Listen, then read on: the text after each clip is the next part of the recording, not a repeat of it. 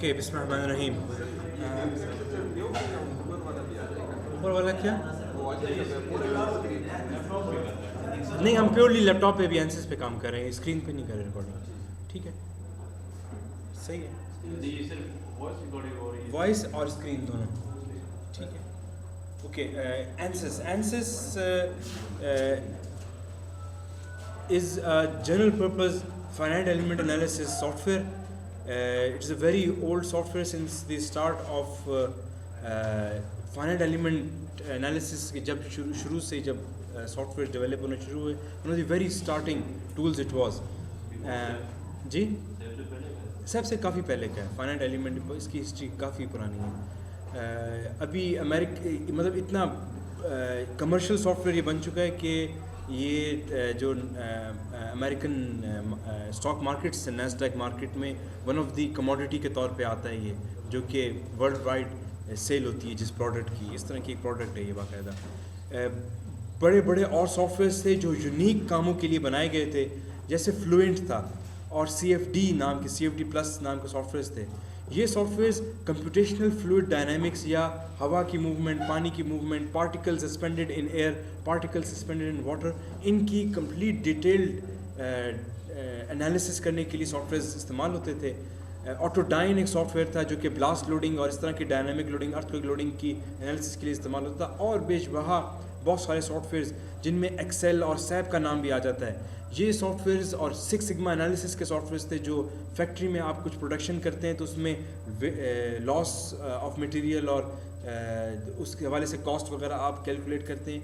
ये छोटे छोटे बहुत सारे स्पेशल पर्पस बड़े यूनिक सॉफ्टवेयर्स थे, उनकी अपनी एक वैल्यू है मार्केट में, वो वर्ल्ड वाइड यूनिक एक ही वो सॉफ्टवेयर रहे हैं काफ़ी टाइम तक। अब एंसिस ने उनको भी एक्वायर कर लिया है, they have purchased it and they have become a small tool with in एंसिस। This is the size of एंसिस कि अब एंसिस क्या चीज़ है। इसमें आप अभी हम देखेंगे कि किस किस किस्म की एनालिसिस और कर सकते हैं। आप नोट करेंगे कि इसमें ऑलमोस्ट हर किस्म की एनालिसिस की जा सकती है, जो भी हम रियलिटी में अपने अराउंड ऑब्जर्व करते हैं चीज़ें, जिसमें फ़िज़िक्स भी इन्वॉल्व है। क्या कोई क्रिकेट खेल रहा है तो एक बॉल को हिट किया है तो इसमें क्या फ़िज़िक्स इन्वॉल्व है, या आप देख रहे हैं कि आपने लाइट यहाँ से डिस्प्ले हो रही है स्क्रीन पे तो ये इसमें इलेक्ट्रॉनिक्स इन्वॉल्व है, तो इलेक्ट्रॉन का फ़्लो आ गया उसमें। ये सब चीज़ें फाइनाइट एलिमेंट बेस्ड इन्होंने इसमें ये टूल्स डाल दिए हैं, डायनेमिक्स वगैरह हर चीज़ उसमें, टेम्परेचर के इफ़ेक्ट्स हो गए।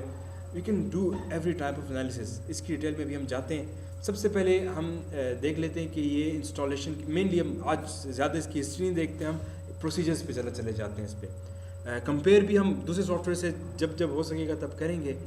इंस्टॉलेशन के बाद आपके पास क्या आता है देखते हैं। सबसे पहले जब आप इसको मैंने इसमें 13th वर्जन इंस्टॉल किया है, इसमें जब हम ऑल प्रोग्राम्स में जाएं तो एंसिस के हवाले से हमारे पास दो फोल्डर्स बने होते हैं। एक एंसिस 13 का जो हमने इंस्टॉलेशन की थी वो, और एक इसका लाइसेंस मैनेजर का बनता है। तो अगर तो लाइसेंस काम ना करो तो हम यहाँ से जाके लाइसेंस को हम सेट कर लेते हैं। हम चेक करेंगे जाके, अगर कोई मसला हुआ तो हम यहाँ से इसको रीरन कर लेंगे इसके लाइसेंस को। एंसिस 13 को ओपन करें तो इसके अंदर ये बहुत सारे टूल्स हमारे पास ओपन हो जाते हैं। कुछ यहाँ पे हैं, कुछ यहाँ पे लिस्टेड नहीं है, वो हम दूसरे इसके एक्चुअल फोल्डर में जाएं तो और भी टूल्स अवेलेबल हैं जो यहाँ पर अवेलेबल नहीं किए उन्होंने फ़िलहाल। इसमें जो मेन मॉडर्न एंसिस है, जो बिल्कुल लेटेस्ट, जिसमें हर किस्म की चीज़ आ जाती है, वो वर्क बेंच है। इस पर हम आज काम नहीं करेंगे, इसमें नेक्स्ट लेक्चर हम डिटेल्ड वर्क बेंच पे लेंगे जिसमें हर किस्म की चीज़ हो सकती है, हर किस्म की एनालिसिस।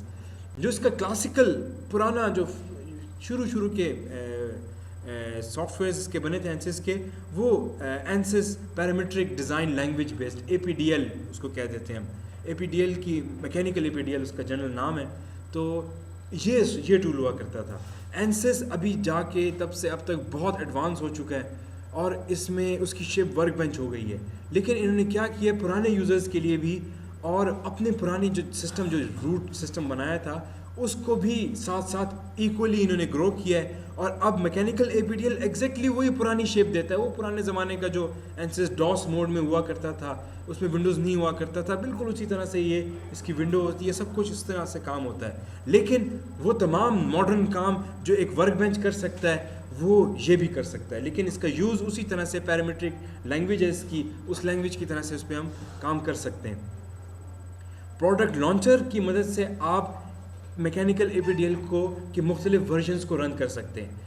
लेटेस्ट जो हमने प्रोडक्ट लॉन्चर APDL से जो ओपन किया था लास्ट टाइम, जो मैंने इसमें ओपन किया होगा, अगर मैं मैकेनिकल APDL को यहाँ पे क्लिक करूँगा वो उसी के वो फॉर्मेट खोल देगा। इसका क्या मतलब है ये हम देख लेते हैं प्रोडक्ट लॉन्चर को रन करके।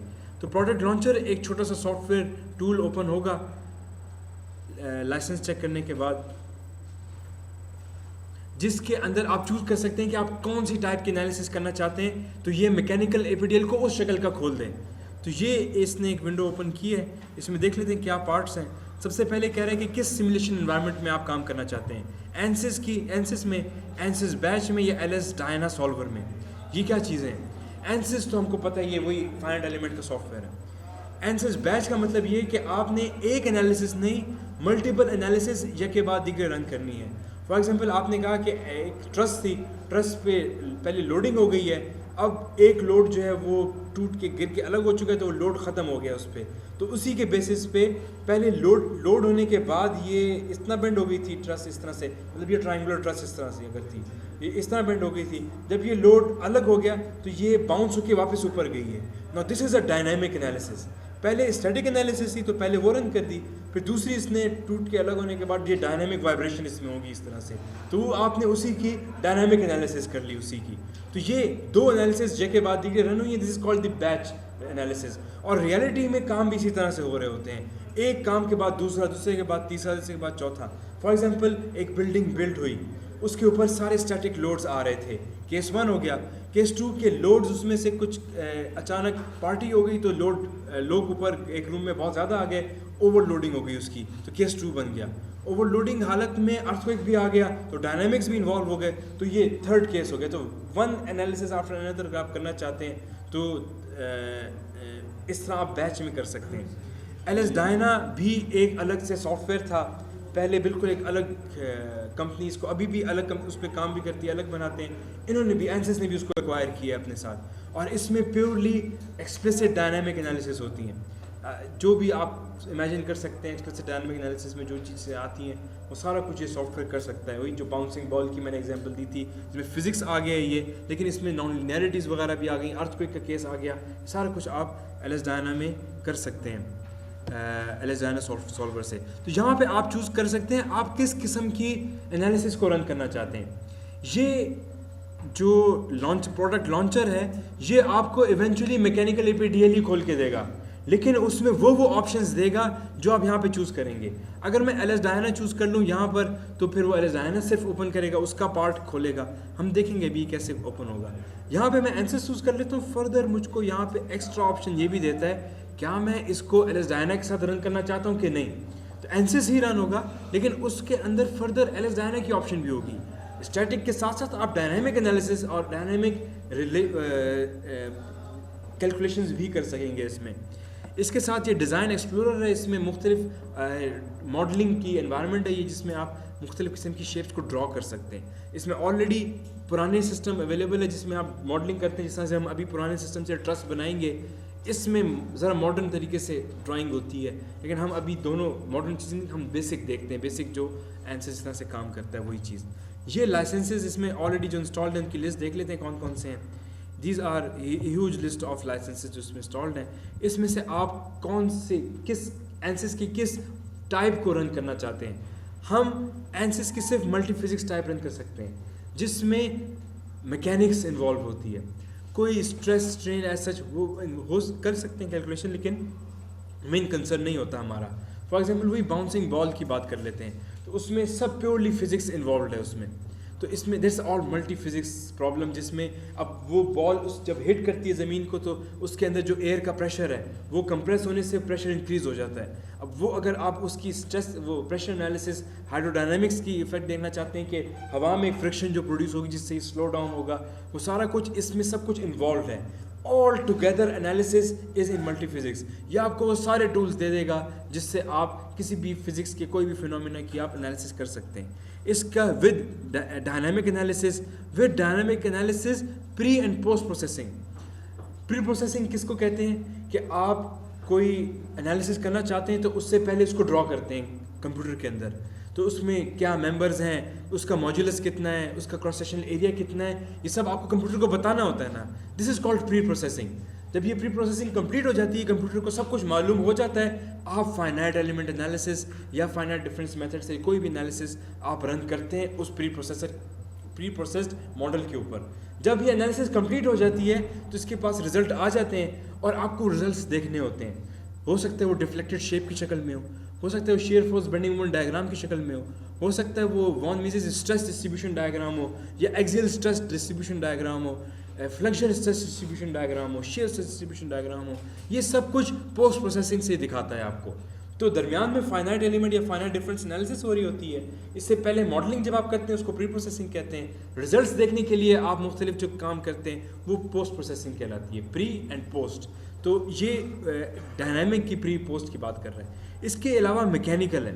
हमारा प्रॉब्लम ज़्यादातर अभी जो ट्रस्ट का प्रॉब्लम है, this is more of the mechanical type of a thing, कि इसमें हम तो स्ट्रक्चर डायनामिक्स, हम तो स्ट्रक्चर एनालिसिस की बात करते हैं. ऑल्दो इसमें स्ट्रक्चरल भी है, इसमें अगर नीचे जाएं अलग से स्ट्रक्चरल भी है, बट देन ये मैकेनिकल से ज़रा लिमिटेड है.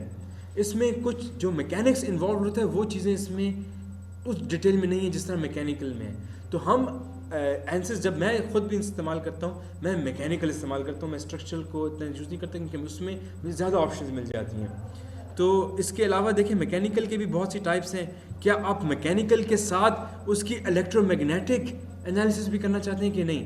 कि हो सकता है आप एक सर्किट बोर्ड की एनालिसिस कर रहे हो कि इसमें मैकेनिकल फोर्सेस अप्लाई हो रही हैं और उससे इसमें सर्किट के अंदर कोई इलेक्ट्रॉनिक्स भी है और उसमें इलेक्ट्रॉन्स भी फ्लो कर रहे हैं, तो उससे आपके रेजिस्टर्स की रेजिस्टेंसेस पे क्या इफेक्ट आ रहे हैं, या कुछ और चीज़ होगी, मैग्नेटिक फील्ड का क्या इफेक्ट आ रहा है आपके सर्किट बोर्ड के ऊपर. दिस ऑल कंबाइंड अगर आप एनालिसिस करना चाह रहे हैं. हमारा एज सिविल इंजीनियर्स कोई कंसर्न नहीं होता, लेकिन अभी सिविल इंजीनियर्स जो हैं वो जॉब जब करते हैं ऐसे इंडस्ट्रीज़ के साथ जिसमें ये ऐसी इलेक्ट्रॉनिक्स वगैरह, तो definitely they deal with these things. उसके अलावा आप ये न्यूक्लियर रिएक्टर्स में काम करें, वो न्यूक्लियर न्यूट्रॉन फ्लो वगैरह इस तरह की एनालिसिस करना चाहें, you have to deal with some equivalent electron and neutron equivalent. आपको कुछ एनालॉजी बना के एनालिसिस करना चाहें, you can use mechanical with EMAG2. Flotran एक और सॉफ्टवेयर था जो फ्लूइड फ्लोज की एनालिसिस करता था. आप चाहते हैं कि मैकेनिकल फ्लूइड फ्लो के टूल्स के साथ भी खुल जाए, तो फ्लोट्रॉन इसके अंदर एक छोटा सा टूल की तरह ओपन हो जाएगा अंदर ही. तो वो अगर आप चाहते हैं. उसके अलावा कंप्यूटेशनल फ्लूइड डायनामिक्स का टूल था एक और, वो भी अलग कंपनी, मैंने आपको जिक्र किया था पहले भी.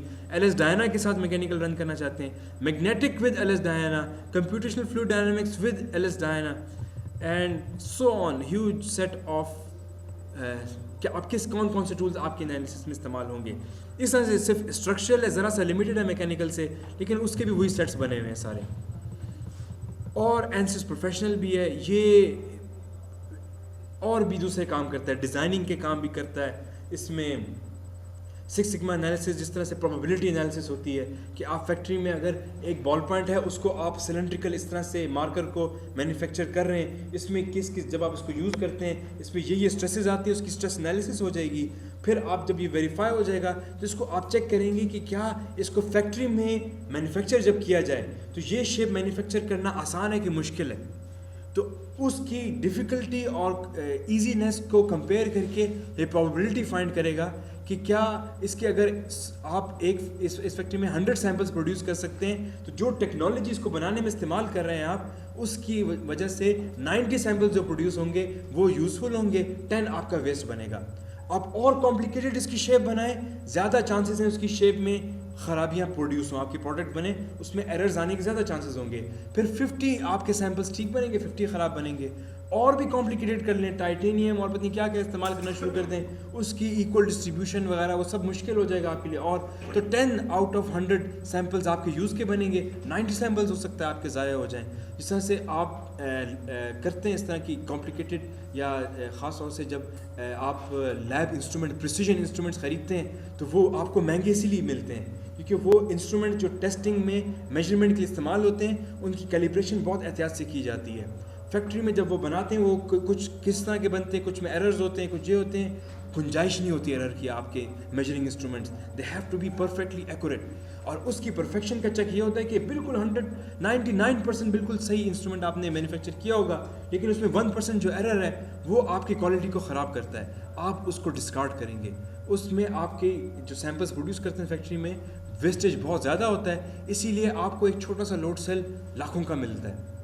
हालांकि वो अगर आप वैसे ही प्रोड्यूस करें आम पार्ट्स लेके तो एक लो क्वालिटी का आप 1000 to 15,000 रुपीज़ में बना सकते हैं, बट फैक्ट्रीज के आप खरीदेंगे they will sell you for 1 lakh, because उसके पीछे ये 6 सिग्मा एनालिसिस की जाती है कि ये फैक्ट्री में कितने यूजेबल आइटम्स आप ले सकते हैं। इस किस्म की चीज़ें भी एनालिसिस भी करके देता है आपको। फॉर एग्जांपल आपको मैं एक एग्जांपल देता हूँ कि अगर आप टरबाइन, एक विंड टरबाइन है, उसकी आप एनालिसिस कर रहे हैं, आप कहते हैं इसको कि best shape of the blade खुद फाइंड करके दो, तो ये इसमें जो प्रोफेशनल है ये आपको बेस्ट शेप भी फाइंड करके देता है कि ब्लेड की जो शेप होगी उसका क्रॉस सेक्शन किस तरह से ट्विस्ट होकर वेरी करेगा, जो आपको कम से कम विंड में ज़्यादा से ज़्यादा पावर प्रोड्यूस कर सके। लेकिन जो फाइनल शेप आएगी वो फैक्ट्री में मैन्युफैक्चरेबल नहीं है, हो सकता है ना, वो बहुत ही कॉम्प्लिकेटेड होगा बनाना उसको। उसके ऊपर ये 6 सिग्मा एनालिसिस करके आपको देगा कि अगर ये शेप आपको पसंद आ गई है और आप ये फैक्ट्री में बनाते हैं तो 3 out of 10 सैंपल्स जो बनेंगे वो यूज़ के होंगे, बाकी चांस है कि वो वेस्ट में जाएं, आपको रिसाइकल करने पड़े। तो ये सब कुछ अब एनालिसिस कर सकता है। अभी आप सोच सकते हैं कि compare to the other finite element software this is beyond that, ये कुछ और ही चीज़ बन चुका है। It is not only finite element software anymore, it is beyond that, ये डिज़ाइन से भी आगे की चीज़ बन चुकी है। प्योरली इलेक्ट्रोमैग्नेटिक रन करना हो आपको तो ई मैग आप यहाँ से चूज़ कर लेंगे and so on with the other list. सिर्फ फ्लोट्रान आपको रन करना हो तो यहाँ से सिर्फ फ्लोट्रान एंड सो ऑन। तो बहरहाल हम ऐसे करते हैं कि हम इसमें मैकेनिकल को चूज़ कर लेते हैं, सिर्फ मैकेनिकल, और यहाँ पर हम कहते हैं किस फोल्डर में काम करना चाहते हैं। Let me choose a folder, तो आप लोगों के लिए एक फ़ोल्डर बना लेते हैं डी ड्राइव में।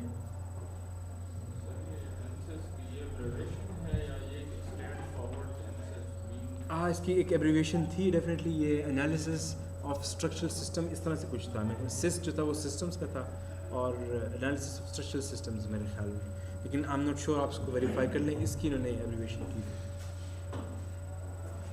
न्यू फोल्डर बना लेते हैं, कर लेते हैं analysis systems, may be, I am not, मुझे याद नहीं रहा।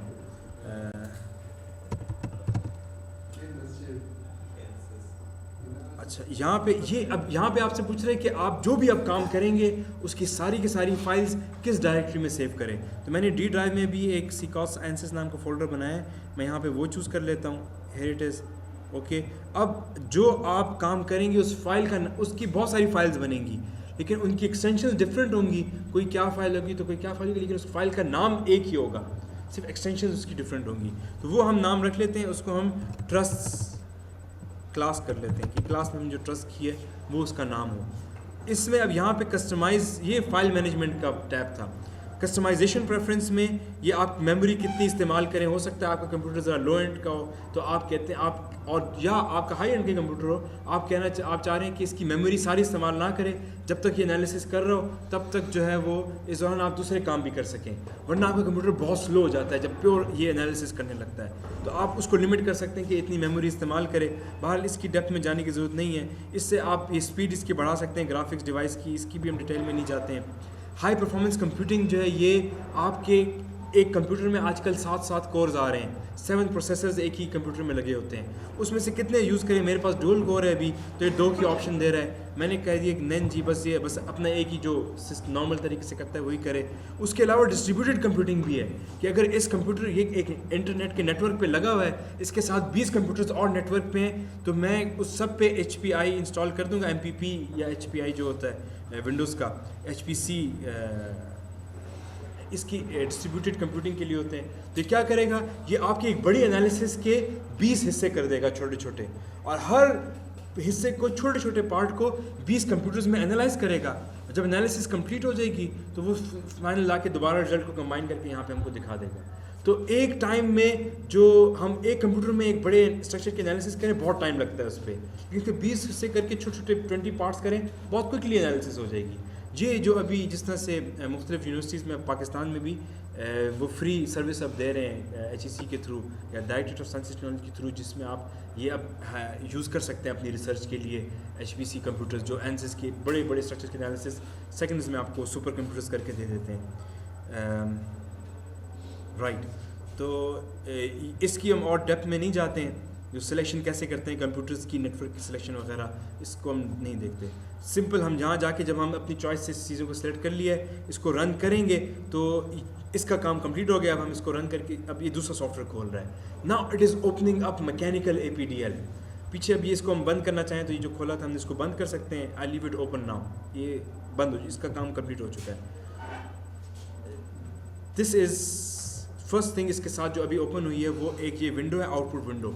जो काम अब हम सब कुछ करेंगे वो सब कुछ यहाँ पे ये आपको लिख के बताता रहेगा कि आपने भी ये किया है, आपने लास्ट टाइम ये किया था, लास्ट टाइम वो किया था। हो सकता है हम कुछ भूल जाएं, मैंने इसकी वैल्यू क्या डाली थी, वो सब हिस्ट्री यहाँ पे बना रहा है आउटपुट विंडो में। तो ये अभी फॉर एग्जांपल अभी तक इसकी हिस्ट्री क्या है कि इसने इसकी सेटिंग कर ली है और इसमें नोडल प्लॉट में सिंपल सिस्टम इसने बनाया है इसका X axis Y axis Z axis का, और वर्किंग प्लेन के डिस्प्ले को इसने ऑफ कर दिया है। ये क्या चीज़ें हम टाइम के साथ हमें अंदाज़ा होगा। बाहर हम देख लेते हैं मेन विंडो क्या है हमारे पास। This is the main window of ANSYS mechanical APDL। इसमें हमारे पास टॉप इसका ये यूटिलिटी मेन्यू है। इसमें मुख्तलिफ टूल्स आप इस्तेमाल कर सकते हैं अपने पर्पज़ के लिए। हम देखेंगे इसमें क्या क्या चीज़ें हम इस्तेमाल करेंगे। हमने वहाँ पे फाइल का जॉब का नाम रखा था ट्रस्ट क्लास। इसने ऑलरेडी ट्रस्ट क्लास नाम की जॉब बना दी है। आपने अगर यहाँ से ओपन नहीं किया प्रोडक्ट लॉन्चर से, आपने डायरेक्ट इसमें जाकर यहाँ से ANSYS में यहाँ से डायरेक्ट APDL को रन किया है। तो लास्ट टाइम जो आपने सिलेक्शन की थी, जैसे कि अभी हमने क्या सिलेक्शन की थी, मैकेनिकल की सिलेक्शन की थी। अगर मैं मैकेनिकल EMAG की सिलेक्शन कर लेता तो अभी उसको रन करने से ये मैकेनिकल EMAG ही खोल के देता, but now it is open mechanical for me. इसमें EMAG से क्या होता, यहाँ पे इस लिस्ट में नीचे कुछ एक्स्ट्रा और टूल्स आए होते जो इलेक्ट्रोमैग्नेटिक एनालिसिस कर सकते थे। और भी टूल्स आ जाते अगर मैं कुछ और pre processor, post processor, LS Diana choose करता तो वो भी यहाँ पे लिस्टेड आ जाएंगे, तो मैं उनको भी इस्तेमाल कर सकता हूँ। इसने मुझे लिमिटेड सिर्फ मैकेनिकल की टूल्स यहाँ पर दे दी हैं। हमेशा APDL की एनवायरनमेंट इसी तरह ओपन होती है। This is the mechanical APDL environment in general. अच्छा, स्टेप वाइज हम चलते हैं। इसको मैं फुल स्क्रीन कर लेता हूँ। और सबसे पहले हम फाइल में जाके यहाँ से, अगर तो हमने वहाँ से रन किया होता तो कोई फाइल के जॉब नेम भी सेट नहीं होता, डायरेक्टरी भी सेट ना होती। ये तो फ़ायदा था प्रोडक्ट लॉन्चर का कि उसमें हमने डायरेक्टरी और फाइल नेम सेट कर लिया, सब कुछ, वरना ब्लैंक होता है। तो आप यहाँ से जाके जॉब नेम भी चेंज कर सकते हैं, यहाँ से डायरेक्टरी जहाँ पे इससे जाके सेव करना है वो भी चेंज कर सकते हैं। अभी तो D ड्राइव में CCOS ANSYS के फोल्डर में ये सेव कर रहा होगा जाके। टाइटल इसमें हमने अभी तक नहीं दिया है, हम इसको टाइटल दे देते हैं। टाइटल इज सम डिस्क्रिप्शन कि इससे हमें पता चले काम क्या था। तो ट्रस्ट एग्जाम्पल इन क्लास, ये मैं ऐसे ही इसका टाइटल लिख दे देता हूँ। इसको मैं ओके कर लेता हूँ। ज़रूरी नहीं था, ये ब्लैंक टाइटल भी हो सकता है, लेकिन हमने टाइटल यहाँ पे दे दिया। तो स्टेप वाइज इसमें हम चलते हैं, जो जो प्रोसेस हमें आमतौर पे करने होते हैं वो हम कर लेते हैं। टाइटल ऑफ कोर्स हमारे लिए बहुत ज़रूरी होते हैं। अगर आप कोई रिसर्च का वर्क कर रहे हैं, इसमें आप एक ही सिलेंडर की, फॉर एग्जांपल कंप्रेसिव स्ट्रेंथ है तो इसमें एक सिलेंडर आपने 1:2:4 का बनाया हुआ है, एक 1:4:8 का बनाया है, एक बहुत सारे बनाए हुए हैं। आपने 15 सैम्पल्स की एनालिसिस करनी है कंप्यूटर पे, तो ज़ाहिर आपको 15 मुख्तलिफ फाइल्स बनाएंगे, तो हर एक में डिफ्रेंशिएट करना कि कौन सी क्या थी। You have to write a detail title for it, ताकि जब वो प्रिंट हो या यहाँ पे नीचे आपको इसमें यहाँ पे टाइटल नज़र आए तो उसे आइडेंटिफाई हो जाए कि किस सैम्पल का क्या था। वो डिस्क्रिप्शन लिखी होनी चाहिए कहीं पर। It's very useful thing. तो यहाँ से job name, directory title set करने के बाद now we are very much ready to start working on this main menu. ये ANSYS का मेन मेन्यू है, यहाँ से आप सब कुछ करते हैं। यहीं पे प्री प्रोसेसिंग होगी, आप पूरा स्ट्रक्चर बनाएंगे। यहीं पे फाइनाइट एलिमेंट या फाइनाइट डिफरेंस एनालिसिस होगी आपकी, जिसमें आप अपने रिएक्शंस और इंटरनल फोर्सेस वगैरह, इंटरनल स्ट्रेंस वगैरह कैलकुलेट करेंगे। और यहीं पे पोस्ट प्रोसेसिंग होगी कि वो जब रिएक्शंस या डिफरेंट डिफॉर्म शेप आ जाएगी उसको स्क्रीन पे आप दिखा देंगे। सब कुछ बाकी यहाँ से होगा। इस एनवायरनमेंट में कोई आप चेंज चाहते हैं, बैकग्राउंड कलर चेंज करना हो, कुछ नोड के नंबर दिखाने हो या एलिमेंट के नंबर वगैरह दिखाने हो, ये आपके ये यूटिलिटी मेन्यू से सेट होते हैं। वो चीज़ें यहाँ से करेंगे। तो फॉर एग्जांपल हम अगर प्लॉट कंट्रोल्स में जाके हम यहाँ से नंबरिंग में, बल्कि हम इसको जब टाइम आएगा हम वहाँ पे इसको इस्तेमाल करेंगे। ये लकीली अच्छी बात ये है कि यहाँ पे सब कुछ ऊपर से नीचे तक स्टेप वाइज करें तो आप फिनिश तक पहुँच जाते हैं, आखिर रिजल्ट आपका आ जाता है। तो हम यही करेंगे, जो जो हमारे ज़रूरत के काम होंगे हम उसको स्टेप वाइज करेंगे और आखिर में फिनिश में पहुँचेंगे तो सब कुछ कंप्लीट हो चुका होगा, रिजल्ट्स भी आए भी होंगे हमारे पास, सब कुछ हम कागज़ पे नोट भी कर चुके होंगे, प्रिंट भी निकाल चुके होंगे, everything will be done with us. तो स्टेप वाइज चलते हैं। सबसे पहले प्रेफरेंस को क्लिक करते हैं, यहाँ से अब काम शुरू हुआ है हमारा। इसने हमसे पूछ लिया है कि आप किस किस्म के एनालिसिस रन करना चाह रहे हैं, क्या आप स्ट्रक्चर एनालिसिस करना चाह रहे हैं, यस। क्या उसमें थर्मल इफेक्ट्स भी इंक्लूड होंगे, कोई थर्मल वैल्यूज़ भी आप करेंगे, हम उसको भी यस करना चाहें वो भी कर लेते हैं, नहीं है तो ना करें, टूल्स आपको नहीं देगा ये। डिसिप्लिन ऑप्शंस, इसमें एच मेथड है और एक पी मेथड भी होता है, पी मेथड, और भी मुख्तलिफ मेथड्स हैं। एच मेथड और पी मेथड ये फाइनाइट एलिमेंट एनालिसिस से रिलेटेड कुछ टेक्निक्स हैं, 2 टेक्निक्स हैं, इसकी हम डिटेल में नहीं जाते, लेकिन मैं आपको सिंपल बता देता हूँ कि एच मेथड ये होता है कि आप इसमें आप एक बीम है, बीम को आप छोटे छोटे एलिमेंट्स में खुद डिवाइड करें ताकि आपको इसकी बेंडिंग मोमेंट डायग्राम इस तरह से ज़रा सी स्मूथ मिले। अगर आप इसको एच मेथड यूज़ नहीं करते तो आपकी बेंडिंग मोमेंट डायग्राम कुछ इस तरह की आएगी, इस तरह। अगर आप जैसे 2 नोड इस तरह करेंगे, वरना अगर मैं बिल्कुल दोनों स्ट्रेट लाइन है ये शो ही नहीं कर पाएगा हमको। तो डिस्क्रिटाइजेशन कहते हैं इसको, अपने एलिमेंट को छोटे छोटे पार्ट्स में हमको डिवाइड करना होता है। एच मेथड में आप मैनुअली कहते हैं कि भाई एंसेस हम खुद डिवाइड करेंगे छोटे छोटे एलिमेंट्स में।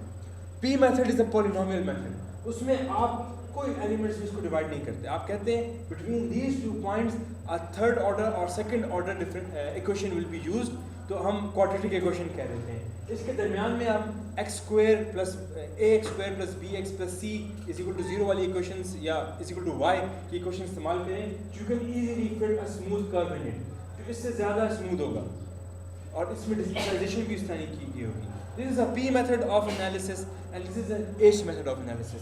हम कहते हैं जी हम h मेथड इस्तेमाल करेंगे, इसमें p मेथड की तो ऑप्शन ही हमको नहीं दे रहा है, तो बाय डिफ़ॉल्ट हम h मेथड ही इसमें इस्तेमाल करते हैं। इसको हमने ओके कर दिया। यहाँ से प्रेफरेंसेस हमारी सेट होगी, हमें पता है अब स्ट्रक्चरल और थर्मल एनालिसिस में की जा सकती हैं, और कोई ऑप्शन डायनामिक की हम चूज़ कर ले तो डायनामिक की ऑप्शन भी इसमें आ जाती। नेक्स्ट हम प्री प्रोसेसर में जाएंगे। एज अगेन प्री प्रोसेसरिंग क्या होती है, इसमें आप अपना स्ट्रक्चर बनाते हैं, उसकी लेंथ डालते हैं, उसका एरिया डालते हैं, उसकी एलिमेंट टाइप डालते हैं, उसमें फोर्सेस अप्लाई करते हैं, उसकी सपोर्ट कंडीशन सेट करते हैं, दिस प्री प्रोसेसिंग। इसके बाद हम इसको सॉल्व करेंगे सॉल्यूशन से, और उसके बाद फिर हम उसके पोस्ट प्रोसेसिंग कर लेंगे, इसके आउटपुट्स देख लेंगे यहाँ से, और डिज़ाइनिंग वगैरह में हम इन्वॉल्व नहीं है अभी, अदरवाइज हम इनको बिल्कुल इस्तेमाल नहीं करेंगे, and finally everything will be finished. तो हम इन 3 एक्स्ट्रा और काम कर लें, हमारे मकसद का काम कंप्लीट हो जाएगा। तो इससे पहले हम प्री प्रोसेसर को ओपन करके इसमें देखें क्या क्या चीज़ें हैं। हम ज़रा अपना प्रॉब्लम डिफाइन कर लेते हैं कि हम आज एनालिसिस किस चीज़ की करने जा रहे हैं। तो हम ऐसा करते हैं, जैसे हमने पहले इस्टेब्लिश किया था, हम एक ट्रस्ट की एनालिसिस करते हैं, सिंपल सी ट्रस्ट बना लेते हैं जिसमें यहाँ पर एक हिंज सपोर्ट है और यहाँ पर एक वर्टिकल रोलर है।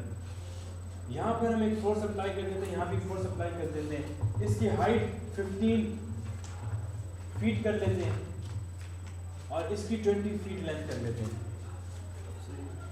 ये दोनों फोर्सेस इक्वल कर लेते हैं, इसको भी 300 किप्स कर लेते हैं, इसको भी 300 किप्स की फोर्स कर लेते हैं यहाँ, और मेंबर्स को हम डिफरेंट मटेरियल का बना लेते हैं। इसको हम मटेरियल 1 कह देते हैं, ये मटेरियल 2 का बना हुआ है, ये मटेरियल 3 का बना हुआ है। इसका मतलब क्या हुआ कि मटेरियल 1 जो है हमारे पास, मैं यहाँ लिख देता हूँ, मटेरियल 1 जो है उसका यंग मॉड्यूलस जो है उसको हम किप फुट में बात कर रहे हैं, तो उसको हम 29,000 KSI कह लेते हैं, और इसकी पॉइजन रेशियो हम 0.27 कर लेते हैं। और मटेरियल 2 जो है वो हम थोड़ा सा ज़रा कमज़ोर मटेरियल का बना देते हैं, जो ऊपर के 2 मेंबर्स हैं, नीचे वाला हम मजबूत बना लेते हैं, ऊपर के 2 कमज़ोर बना लेते हैं ज़रा, तो वो उसका यंग मॉड्यूलस हम ऐसे अपने तौर पे इसको 3000 PSI कर लेते हैं, KSI सॉरी, और इसका पॉइजन रेशियो हम 0.3 कर लेते हैं। ज़रा ये और सॉफ्ट भी है, ज़रा हार्ड से ये और सॉफ्ट कर देंगे पॉइजन रेशियो से, तो ये इसमें कंप्रेस करेंगे तो ज़्यादा फूलेगा, ये जो है ये कम फूलेगा वैसे कंप्रेशन से। ये तो हमने मटेरियल भी डिफाइन कर लिए, लेंथ्स भी दे दी हमने, और क्योंकि ये ट्रस है, ट्रस में क्रॉस सेक्शनल एरिया एक कांस्टेंट हर मेंबर का होता है, मुख्तलिफ cross sectional areas throughout the length constant होते हैं, वो भी हम डिफाइन कर लेते हैं। तो सॉरी मटेरियल, इसको भी मटेरियल 2 कर लेते हैं या 1 कर लें, 2 कर देते हैं। अच्छा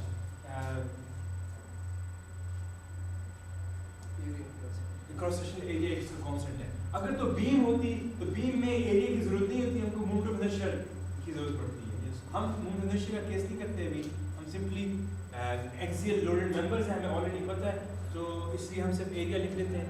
एक मेंबर जो हॉरिजॉन्टल मेंबर है उसका एरिया ऑफ मेंबर 1, इसको मेंबर 1 कह देते हैं, इसको मेंबर 2 कह देते हैं, इसको मेंबर 3 कह देते हैं। तो मेंबर 1 का हम एरिया कर लेते हैं 0.25 स्क्वायर इंचेस, और बल्कि इसको स्क्वायर फीट पर डाल लेते हैं ताकि हमें स्क्वायर इंच डाल लेते हैं, और इसका हम एरिया डाल लेते हैं एरिया 2, और एरिया 3 भी हम कॉमन कर लेते हैं 0.125, इसका हाफ। कमज़ोर मेंबर बना रहे हैं तो उसके एरिया भी हम कम कर देते हैं। लेट्स सी क्या इफेक्ट आता है। तो ये हमारे पास कंप्लीट डिफाइंड हो गया हमारे पास structure. This is pre processing, कि अगर हम इस इंफॉर्मेशन को कंप्यूटर में डाल देते हैं, एंसर्स को बता देते हैं कि ये चीज़ है, this is called pre processing. हम भी कर रहे हैं प्री प्रोसेसिंग की, हमने प्री प्रोसेसर इसका ओपन किया हुआ है। सबसे पहले इसमें हमसे पूछ रहा है, स्टेप वाइज ही चलेंगे, ज़ाहिर है हमने यही बात क्लियर की थी। एलिमेंट टाइप हमसे पूछ रहा है, तो हमने इसको क्लिक किया, इसमें ये ऑप्शन दे रहा है ऐड, एडिट और डिलीट की, तो हम ऐड पे चले जाते हैं, एक एलिमेंट ऐड कर लेते हैं इसमें। तो ऐड पे हम जाके ऐड को यहाँ से पूछ रहे हैं ऐड करें, इसमें ऐड पे क्लिक किया हमने, तो हमारे पास ये मुख्तलिफ ऑप्शंस आ रही हैं। इसमें हमारे पास लिंक भी हम ऐड कर सकते हैं, जो कि 1 डायमेंशनल मेंबर्स होते हैं जिनमें सिर्फ एक्सियल फोर्सेस आती हैं, जैसे कि ट्रस। इसमें बीम भी है जिसमें बेंडिंग मूवमेंट्स भी आ सकते हैं, मोमेंट ऑफ इनर्शियाज आते हैं, ये चीज़ें आ जाती हैं। हमने बीम का प्रॉब्लम नहीं करना, हमने लिंक का करना है। पाइप भी हैं इसमें, सॉलिड भी हैं, 3D सॉलिड बना सकते हैं। शेल्स भी हम कर सकते हैं इसमें, जो कि थिन प्लेट्स हो गई जिस तरह स्लैब्स वगैरह हो जाते हैं हमारे, और भी इसमें स्लैब और सॉलिड टुगेदर दोनों भी हैं। कंस्ट्रेंट्स हैं जिस तरह से स्प्रिंग्स वगैरह होते हैं, इस तरह की चीज़ें। कॉन्टेक्ट्स हैं, कोई चीज़ जस्ट एक ऑब्जेक्ट के साथ कॉन्टेक्ट में आ जाती है। गैस्केट्स हैं जो लीकेजेस वगैरह फ्लूइड फ्लो में इस्तेमाल होंगी। कोहेसिवनेस जिस तरह सॉइल्स वगैरह, इस तरह की लूज़ मटेरियल, सैंड हो गई, ये तो कोई सॉलिड चीज़ नहीं होती, लूज़ मटेरियल्स के लिए इस्तेमाल कर सकते हैं। कम्बिनेशन ये हम फाइनाइट एलिमेंट से रिलेटेड है, इसमें हम डिटेल में नहीं जाते। थर्मल एनालिसिस के लिए इसमें भी फिर लिंक एलिमेंट, सॉलिड और फिर शेल, ये सब आ जाता है इसमें। ज़ाहिर है बेंडिंग बाद में आती है, थर्मल इफेक्ट में एक्सियल इफेक्ट्स मेजर आते हैं इसमें, इसलिए इन्होंने बीम का इसमें जिक्र नहीं किया, लेकिन हम सॉलिड में आमतौर पर कर लेते हैं। फ्लूइड मैकेनिक्स से रिलेटेड इसमें मुख्तलिफ मटेरियल्स हैं, फ्लूइड से रिलेटेड, पानी, हवा, इसको मॉडल करें तो एक एलिमेंट से आप मॉडल कर सकते हैं। वो एलिमेंट्स यहाँ से हैं। तो मैग्नेटिक, अब हमने चूँकि इलेक्ट्रोमैग्नेटिक और सर्किट्स वगैरह ये सारी चीज़ें, ई मैग हमने सेलेक्ट नहीं किया था, it shouldn't be giving us this things, बहरहाल इसने दे दिया तो हम इसको स्किप करते हैं। सुपर एलिमेंट के आप एक एलिमेंट बनाएं जो कि पूरे बड़े से स्ट्रक्चर को रिप्रेजेंट कर रहा हो। फॉर एग्जांपल बुर्ज खलीफा को हम एक वर्टिकल मेंबर से रिप्रेजेंट कर दें, that is a super element that bends and behaves just like Burj Khalifa will be bending and behaving. वो एक एलिमेंट से तो नहीं कर सकते, उसमें तो बहुत सारे एलिमेंट्स हैं, that is called super element. तो वो चीज़ें हम अगर करना चाहते हैं। और सरफेस इफेक्ट, इनफाइनाइट बाउंड्रीज, इस तरह अर्थ पे अगर आप कोई चीज़ कनेक्ट करते हैं तो earth is not a small portion, it's an infinite boundary, उसके इफेक्ट कुछ और होते हैं। एक छोटे से गमले में मिट्टी पड़ी हुई, उसका एक अलग इफेक्ट होगा, तो वो it is limited, it's finite boundary. तो वो ये दो इफेक्ट्स आप कैसे, एक अर्थ का इफेक्ट कैसे, पूरी अर्थ तो मॉडल नहीं कर सकते हम, वो ख़ास बाउंड्रीज होती हैं। और नॉट सॉल्व कि एक ऐसा एलिमेंट आपने बनाया हो जो कि एक रिजिड बॉडी की तरह काम कर रहा हो, उसकी एनालिसिस हम नहीं करना चाहते। फॉर एग्जांपल हम इस बिल्डिंग में से बीम की एनालिसिस करना चाहते हैं, दीवारें हम बना देंगे लेकिन हम कहते हैं एनालिसिस को एनालिसिस ना करें इनकी, तो उसको हम rigid body not solve element बना लेंगे उसको। एलिमेंट लाइब्रेरी का क्या मतलब था, ये जो एलिमेंट हमने ट्रस्ट में बनाए हैं, हो सकता है इसमें कोई स्लैब भी होता और चीज़ें भी होती, हम एनालिसिस में अभी जाके क्या क्या मुख्तलिफ किस्म के एलिमेंट्स इस्तेमाल करेंगे। बीम तो नहीं है इसमें कोई, इसलिए हम इसमें बीम का एलिमेंट नहीं डालते। सिर्फ हम कहेंगे हम चूँकि लिंक एलिमेंट इस्तेमाल कर रहे हैं, we go to the link and in the link हम उसमें से मोस्ट जनरल टाइप पिक कर लेते हैं। ये 3D फाइनाइट स्ट्रेन 180 यूज़ कर लेते हैं। ये एक्चुएटर है, ये एक्चुएटर का मतलब ये डायनामिक एक्सियल लोड अप्लाई करने के लिए या लेने देने के लिए इस्तेमाल होता है। तो इसमें मैस और डैम्पिंग कोफिशिएंट और ये स्प्रिंग कॉन्स्टेंट्स वगैरह इन्वॉल्व हैं। लेकिन हमारे पास हम डायनामिक नहीं स्टैटिक एनालिसिस कर रहे हैं, तो हम इसमें स्ट्रेन्स के इश्यूज, फाइनाइट स्ट्रेन के इशू डील करेंगे। 3D फाइनाइट स्ट्रेन हम इसमें सेलेक्ट कर लेते हैं। यहाँ पे एलिमेंट टाइप रेफरेंस नंबर इसमें 1 का है। अब जो टाइप हम सेलेक्ट करेंगे ये 1 के नाम से जानी जाएगी एनालिसिस में। तो हम इसको नोट कर लेते हैं कि इसमें पूरे स्ट्रक्चर में एक ही टाइप के एलिमेंट्स हैं, वो एक्सियल लोड लेने वाले एलिमेंट्स हैं। एग्रीड?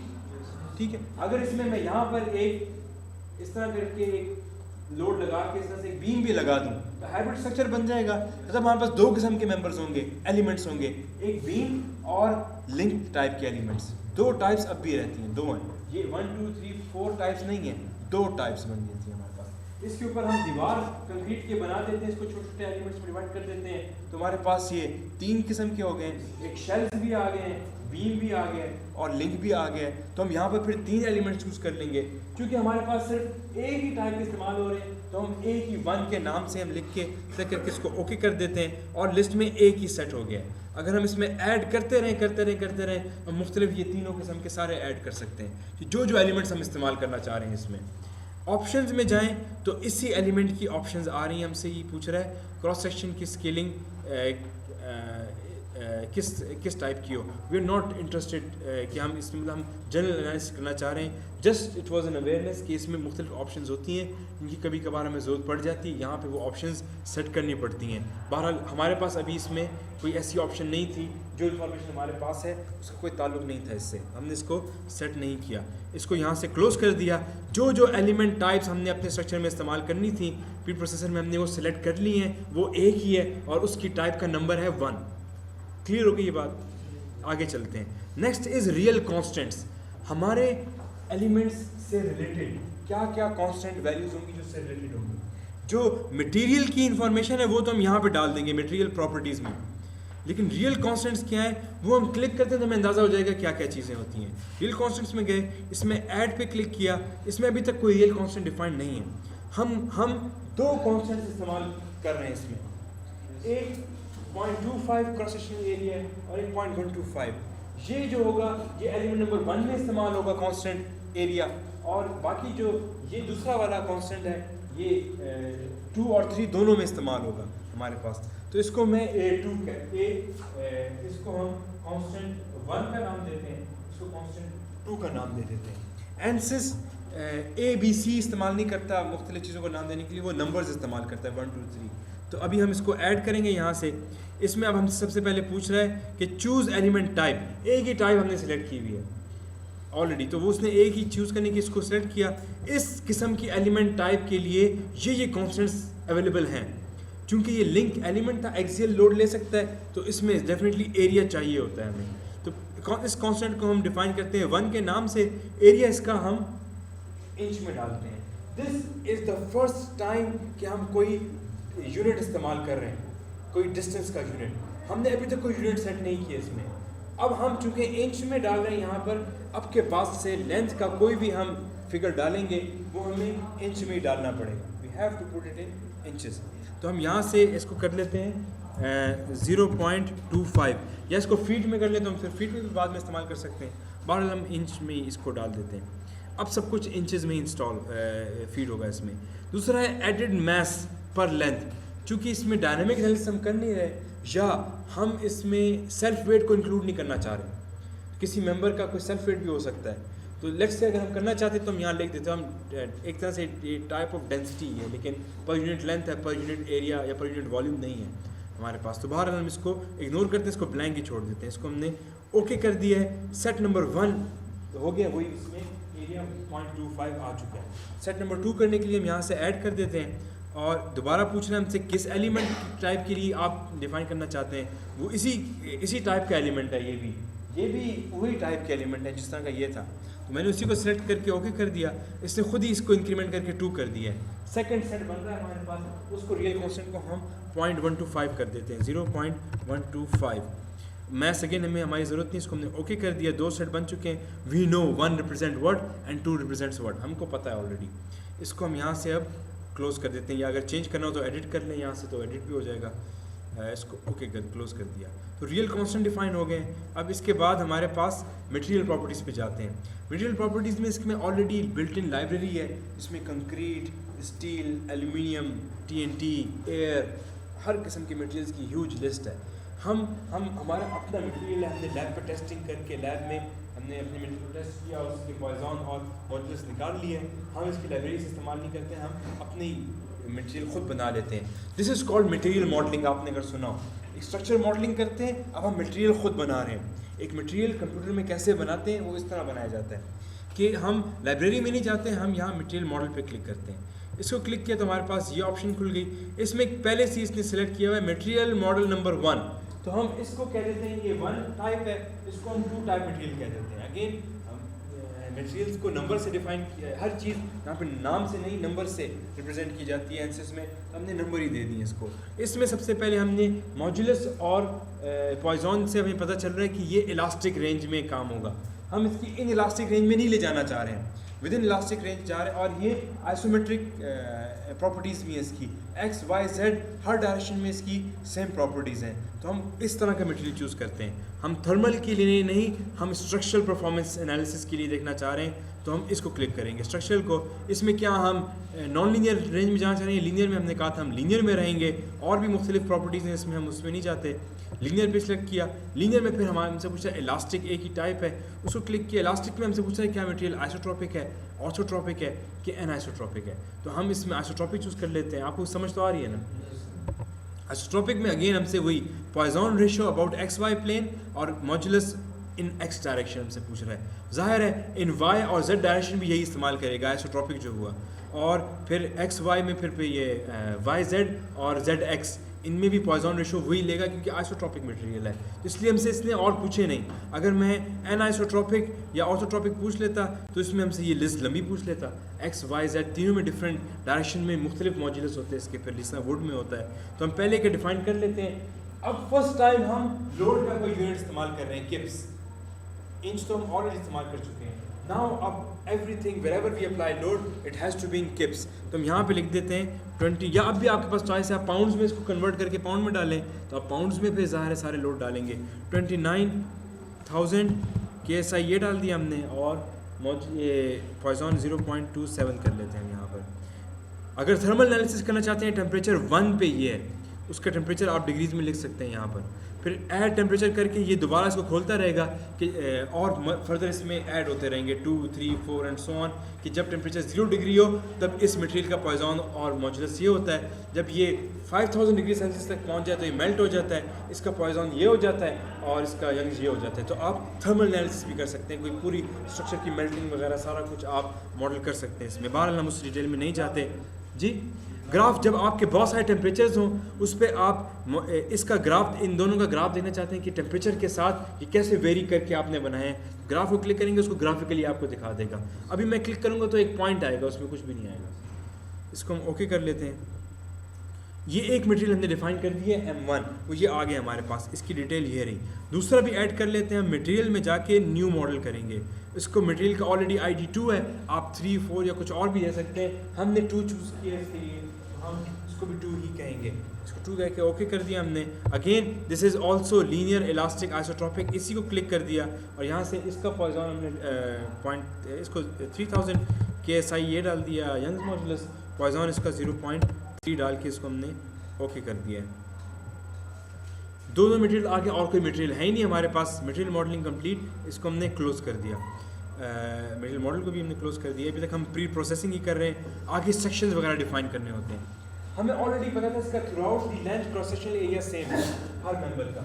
अगर तो इसका वेरी हो रहा तो हम इसके 1, 2, 3 एलिमेंट्स बनाएंगे, हर एक का अपना क्रॉस सेक्शन एरिया होगा और वो रियल कॉन्स्टेंट्स हम उसके 3 डिफाइन कर देंगे और इसको ये, इसको वो दे देंगे जब ये बन चुकेगा तब। दूसरा ये हो सकता है कि इसका क्रॉस सेक्शन रेक्टेंगुलर ना हो, हमको ऑलरेडी एरिया नहीं पता, हमारे पास इस तरह का कोई एरिया है, ये शेप है, इसको बल्कि थोड़ा सा और कर लेते हैं।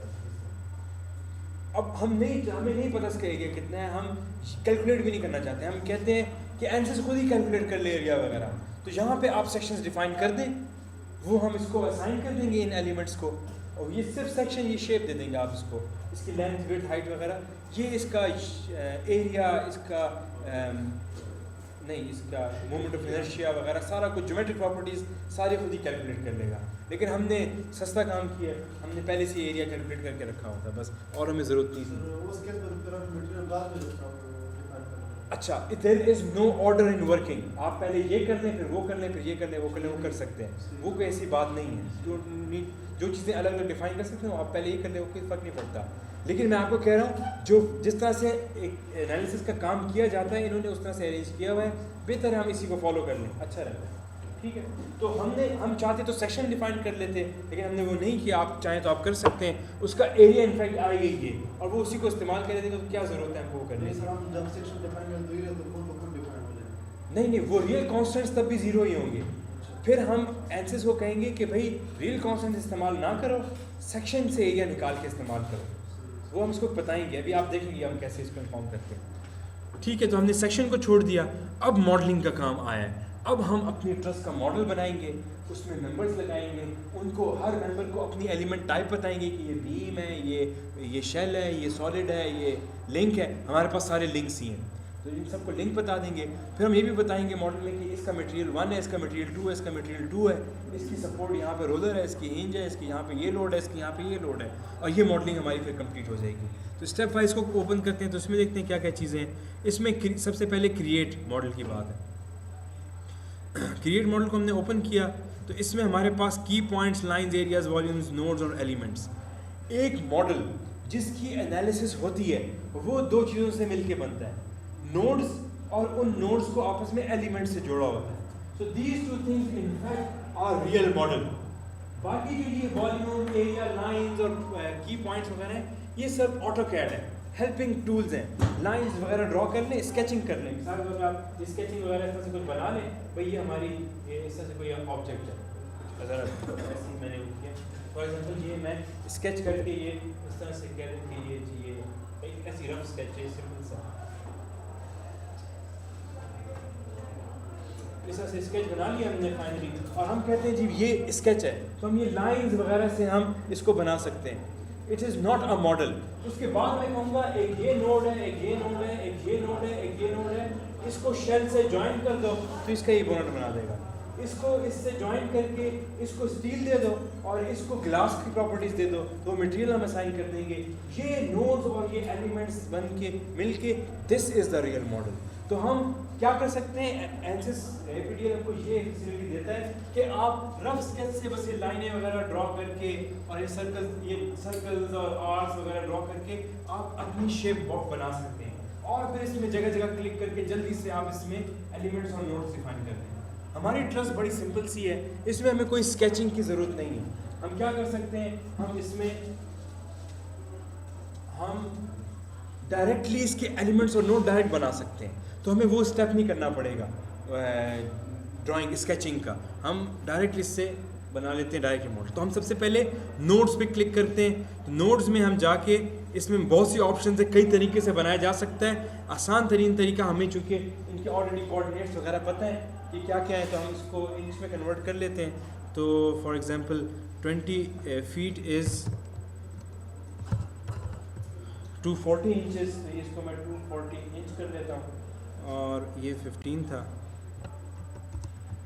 तो 180 कर लिया इसको। और द फंक्शन, अच्छा ये मैंने गलत क्लिक कर दिया था, इसको बस हम क्लोज कर इसको क्लोज कर लेते हैं, राइट। ये हमारे पास ओरिजिन 0,0 पे, तो ये x पे 240 पे और y पे 0 पे, तो ये x पे 0 पे और y पे 180 इंचेस पे। अब हम ये नोड्स इन कोऑर्डिनेट्स पे बना देते हैं। चूँकि हमने 3D finite strain 180 link type of element choose किया था, तो ये हमसे x y के साथ z कोऑर्डिनेट भी पूछेगा, लेकिन हम ये प्लेन में बना रहे हैं तो हम z0 ही डाल देंगे, इसमें z पे हमने काम नहीं करना। तो हम इसमें इन एक्टिव कोऑर्डिनेट सिस्टम चूज़ करेंगे कि एक्टिव कोऑर्डिनेट सिस्टम यही है। इसमें अगर आप देखें तो ये सेंटर में इसको कोऑर्डिनेट सिस्टम है, इसको जूम नहीं हो रहा बाहर। ये एक्स वाई और जेड हमें नज़र आ रहा है, Z is out of the board, ये एक्स है, ये वाई है, Z is out of the board लिखा हुआ इस पर साइन कलर का। मैं इसको जूम वगैरह नहीं करना चाह रहा हूँ। बहरहाल आप चाहें तो इसकी प्रॉपर्टीज़ यहाँ से प्लॉट कंट्रोल्स में ऑप्शंस हैं, ये इनमें ऑप्शंस में सेटिंग्स वगैरह में, व्यू सेटिंग्स वगैरह में जाके परस्पेक्ट सारी सेटिंग्स आप साइज़ वगैरह सेट कर सकते हैं। हम नहीं इसमें भी जाते हैं। ये टूल जो है ये जस्ट इसमें मुख्तलिफ सेटिंग्स वगैरह सेट करने के लिए है। इसका कोई अभी हम देखेंगे, इसका थोड़ा बहुत इस्तेमाल होगा। असल मॉडल एनालिसिस वगैरह सारा कुछ मेन मेन्यू से यहाँ से होता है। ये सिर्फ हेल्पिंग टूल्स इसमें इस तरह की चीज़ें हैं। इसमें हम इनएक्टिव कोऑर्डिनेट सिस्टम को क्लिक किया, इसने हमसे पूछा कि नोड नंबर दें। इसको हम नोड नंबर कह देते हैं, ये नोड नंबर 1 है। एज यूजुअल अगेन हम एनालिसिस जो है वो नाम जो है वो नंबरों से देता है बजाय अल्फ़ाबेट्स इस्तेमाल करने के। तो हम इस तरह से नोड नंबर 1, इसे कोऑर्डिनेट्स एक्स पे 0, वाई पे 0, जेड को इग्नोर कर दिया। रोटेशन, नोड की रोटेशन हमने नहीं की। आपको याद होगा हमने जिक्र किया था कि ट्रस्ट में नोडल कोऑर्डिनेट सिस्टम की हमने बात की जब स्टिफनेस मेथड में हम काम कर रहे थे कि एक रोलर को अगर हम रोटेट कर दें तो रिएक्शन उसके परपेंडिकुलर आ जाता है। तो ये roller is very important to tell its orientation. लेकिन हम इस नोड को रोटेट करके रोलर को रोटेट कर सकते हैं, लेकिन हम इसको रोटेट नहीं करते, सीधा रखते हैं। सिर्फ इसकी वर्टिकल रोलिंग हम अलग तरीके से डिफाइन कर देंगे, वो दूसरा तरीका होगा। हम इसको भी ब्लैंक छोड़ देते हैं। इसको हमने ओके कर दिया या अप्लाई करके पहला नोड एंटर हो जाएगा। अगर ओके कर देंगे तो ये बंद हो जाएगा, क्लोज हो जाएगा। तो ओके करेंगे तो बस एक नोड बना देगा और बंद हो जाएगा। ये देखिए नीचे इसका टाइटल आ भी गया, ट्रस्ट एग्जाम्पल इन क्लास, वो जो हमने टाइटल इसका दिया था। अच्छा, इसको हम अप्लाई करते हैं ताकि हम दूसरे नोड की एंट्री कर सकें। इसको मैंने अप्लाई किया, अब दूसरे नोड की एंट्री शुरू हो गई है। आप देखें, चलें बाद में आएंगे। दूसरे नोड नंबर 2 दिया, इसका एक्स हमने कर दिया 240 और वाई 0 और जेड भी 0 है हमारे पास। इसको भी अप्लाई कर दिया है तो इसने ये अब नोड्स बना, अभी ये दिखाएगा। नोड नंबर 1 ये रहा, ऊपर दिखा रहा है। नोड नंबर 2 इसके पीछे छुपा हुआ है यहाँ पर। अभी तीसरा बनाएंगे तो नीचे आके नज़र आएगा। नोड नंबर 3 किया और इसका एक्स हमारे पास 180 सॉरी एक्स 0 है और वाई 180 है पॉजिटिव। इसको अब हम अप्लाई नहीं करते क्योंकि हमने और नोड नहीं डालने हैं। इसको हम ओके कर देते हैं। ओके किया तो इसने अभी यहाँ पर ये नोट्स नहीं दिखा रहा है, इसको हम कर देते हैं। अभी देखें ये नोट्स हमको नहीं दिखा रहा है लेकिन इसकी हिस्ट्री में आ चुके हैं। कैसे चेक करें कि आए नोड आ चुके हैं कि नहीं?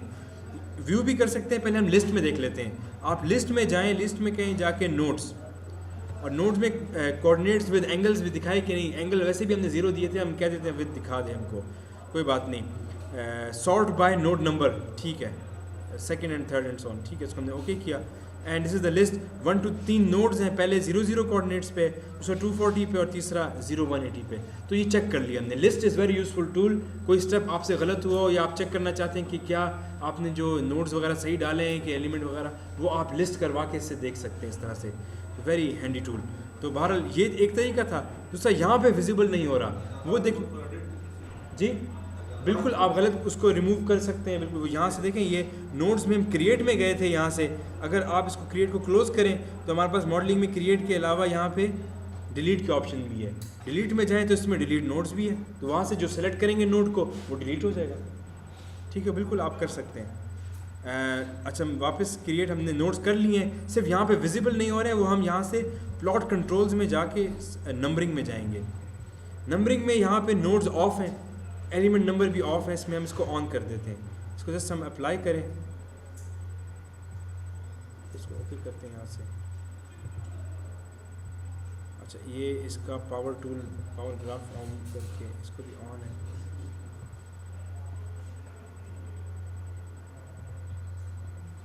प्लॉट नोट्स,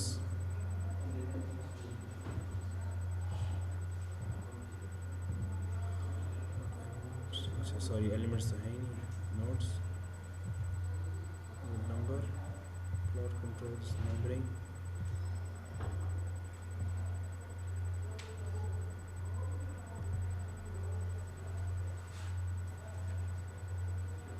अच्छा, ये इसमें कभी कभी ये प्रॉब्लम्स इस तरह के आते हैं, लेकिन हम जब आगे स्टेप्स में जाएंगे तो ये खुद ही रिकवर हो जाता है। आई थिंक यहाँ से एक बार फिर ट्राई कर लेते हैं। शुड रीप्लॉट भी हो सकता है लेकिन it makes no difference in fact. हम दोबारा क्रिएट करें तो मेरे ख्याल में उससे शायद कुछ आए, इसको कैंसिल कर देते हैं।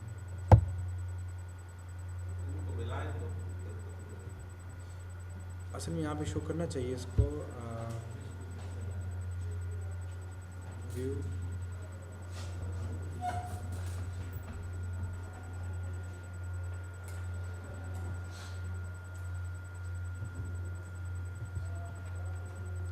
चलिए हम ऐसे करते हैं, अब एलिमेंट्स से मिला देते हैं इसको ज़रा, वो तब खुद ही दिखा भी देगा हमको। मॉडलिंग में क्रिएट में दोबारा गए, इस बार हम नोड्स की बजाय अब एलिमेंट्स में चले जाते हैं।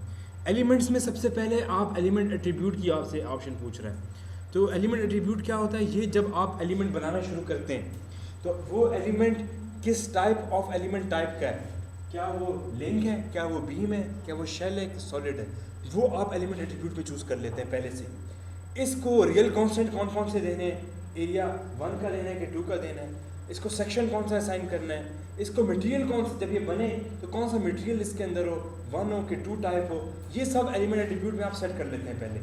जब वो एलिमेंट एट्रीब्यूट में सेट हो जाता है उसके बाद आप किसी भी टेक्निक से आप कोई एलिमेंट बनाते हैं, उस सब का वही एलिमेंट का मटेरियल होता है, वही टाइप होती है, वही चीज़ें जो आपने सब रियल कांस्टेंट वगैरह जो आपने पहले चूज़ किए होते हैं। जब आप नया एलिमेंट बनाना चाहते हैं जिसकी नई टाइप हो या मटेरियल टाइप डिफरेंट हो, तब आप दोबारा एलिमेंट एट्रीब्यूट पे जाके नई टाइप सेट करते हैं। उसके बाद आप जो कुछ बनाते हैं उसको भी नई टाइप की मटेरियल प्रॉपर्टीज़ वगैरह असाइन होती हैं।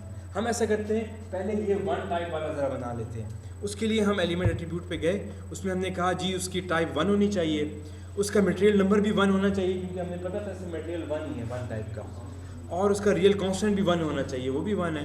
अगर हमने सेक्शन दिया होता तो वो डिफाइंड नहीं है, हम रियल कांस्टेंट ना डालते, यहाँ पे वो अपना सेक्शन उसका नाम आ जाता, जो टी शेप का है जो भी हमने बनाया था वो होता, वो हम यहाँ चूज़ कर लेते, ये वहाँ से उसका एरिया ले लेता, लेकिन हमने रियल कांस्टेंट में दिया तो हमने वो वहाँ पे चूज़ कर लिया है, और बाकी चीज़ें हमने असाइन नहीं की तो वो उसको हम एज इट इज़ ही छोड़ देते हैं। इसको हम यहाँ से ओके कर लें। अब जो कुछ यहाँ पे एलिमेंट वगैरह बनेगा वो उसमें यही मटेरियल टाइप, यही सेक्शन वगैरह, यही सारा कुछ जो सेलेक्टेड है वो है। ये हम कैसे बनाते हैं? इसमें हम ऑटो नंबर पे चूज़ करके कहते हैं थ्रू नोड्स, कि हम नोड्स को क्लिक करके वो एलिमेंट को बना लें। तो थ्रू नोड्स को क्लिक किया, सबसे पहले अब ये दोबारा हमसे नोड पूछ रहा है, इसको it should actually show this node है, इसको हम कैंसिल कर देते हैं, दोबारा करेंगे।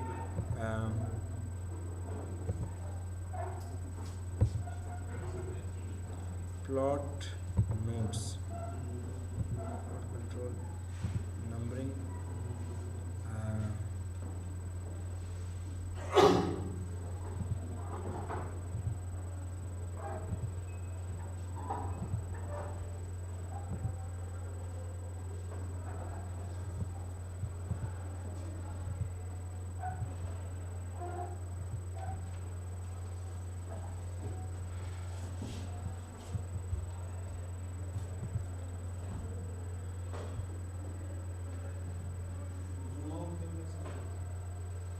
जूम असल में वो भी काम नहीं कर रहे, मैंने जूम एक्सटेंड भी है इसमें, हाँ ठीक है, thank you sir, zoom extend से काम हो गया। ये फिट व्यू से इसको मैंने आइसोमेट्रिक रोटेट किया हुआ है, ये आपको एक्स वाई जेड नज़र आ रहा है, तो आइसोमेट्रिकली काम कर लें कि प्लेन में काम कर लें, प्लेन में कर लेते हैं। प्लेन आ गया, ये हमारे पास अब नोड की नंबरिंग नहीं आ रही लेकिन नोड नज़र आ रहे हैं यहाँ पे। प्लॉट कंट्रोल में अब नंबरिंग में चले जाते हैं, यहाँ से हम नंबरिंग ऑन कर दी और इसको हम ओके कर देते हैं। तो अब ये नोड ये 2, ये 1 और यहाँ पे इसके पीछे 3 है, इसको आई थिंक अब जूम भी हो रहा है, ये जूम आउट भी कर दिया हमने, ठीक है। ये कुछ तंग करता है लेकिन मान जाता है कभी कभी। अब हम एलिमेंट्स एट्रीब्यूट हमने सेट किए हुए, थ्रू नोड से नोड सेट करके हम कर सकते हैं। थ्रू नोड को क्लिक किया, ये विंडो आ गई, इसमें पता चल रहा है कि पिक कर रहे हैं हम नोड्स या अनपिक। पिक का मतलब सेलेक्ट कर रहे हैं, अगर सिलेक्टेड गलती से आपने सेलेक्ट कर लिया, उसको अनसेलेक्ट करना हो तो आप अनपिक पे जाके उसको क्लिक करेंगे तो वो डिसेलेक्ट होने लगेगा आपके लिए। तो ये वो है। अब इसमें और कुछ आपसे डिटेल नहीं पूछ रहा, लिस्ट ऑफ आइटम्स यहाँ पे शो करेगा जो जो आप सेलेक्ट करेंगे। सिलेक्शन शुरू करते हैं तो ये एरो अप आ जाता है, इसका मतलब है कि ये सिलेक्शन कर रहा है। अनपिक करें तो ये डाउनवर्ड आ जाता है, इसका मतलब ये डीसेलेक्ट करेगा। तो पिक करके हम इसको और इसको सिलेक्ट करते हैं तो देखें इसने यहाँ पे लिस्ट बता दी कि 2 सिलेक्टेड हुए हुए हैं, इसमें लेंथ्स वगैरह इससे रिलेटेड डिटेल्स इसने बता दी हैं। अगर तो हमने इसको कंटिन्यू नहीं करना एक ही मेंबर है असल में जिसकी प्रॉपर्टी है। अगर इन्हीं प्रॉपर्टीज़ इन्हीं एट्रीब्यूट्स वाले और भी एलिमेंट ऐड करने होते तो मैं इसको अप्लाई कर देता और दूसरे नोड सेलेक्ट करके बनाता रहता, लेकिन बहरहाल इसको मैं ओके कर देता हूँ तो उसने ये एक एलिमेंट हमारे लिए बना दिए। एलिमेंट नंबर नहीं दिखा रहा लेकिन हम वो भी शो करवा देंगे बाद में इससे। दोबारा दूसरा भी बनाने से पहले हम उसके एट्रीब्यूट सेट कर लेते हैं। एट्रीब्यूट में बाकी जो दो मेंबर हमारे पास बनने उनकी मटेरियल भी 2 है और उसका रियल कांस्टेंट भी 2 है, तो हम वो उसको भी वहाँ जाके यहाँ से मटेरियल 2 कर लेते हैं, रियल कांस्टेंट भी 2 कर लेते हैं और उसकी टाइप यही है, एक ही तो हमारे पास ये था। इसको हमने ओके कर दिया और अब हम थ्रू नोड को क्लिक करके 2 को 3 के साथ, बल्कि यहाँ से आई थिंक हम 4 भी सिलेक्ट कर सकते हैं आई थिंक इसी टाइम पे, इसको हम ओके कर देंगे। अच्छा एक टाइम में एक एलिमेंट बना रहा है, इसको हम फिर 3 दोबारा करेंगे थ्रू नोड्स, सॉरी ये 2 नोडेड था, यस आई एम सॉरी, ये इसको ओके कर दिया। जब 3 नोडेड एलिमेंट बनाना हो तो फिर आपको 3 सिलेक्ट करने पड़ते हैं उसमें। ये हमारे पास स्ट्रक्चर एलिमेंट्स कंप्लीट हो चुके हैं। अब इसके हम ज़रा एलिमेंट नंबर्स वगैरह देख लेते हैं। नंबरिंग में प्लॉट कंट्रोल्स में जाके नो नंबरिंग थी, पहले देखते हैं ज़रा मटेरियल इनके दिखा दे, इसको अप्लाई करते हैं, ओके कर दिया तो फिर वही हिसाब हो गया। नंबरिंग में मटेरियल एलिमेंट टाइप दिखा दे, चलिए ओके।